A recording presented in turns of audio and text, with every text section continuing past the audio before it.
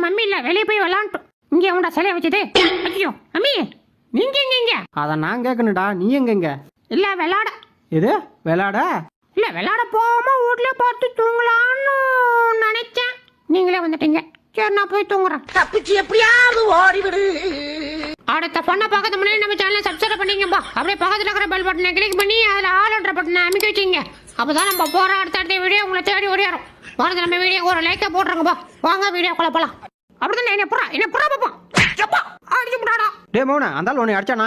என்ன மம்மி, மாமா கூட விளையாண்டு இருந்தா அதுக்கு எடுத்துட்டியா?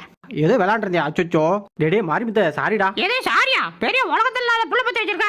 போக, இனிமே உன் கூட பேச மாட்டேன். உண்மைச்சுக்கோ.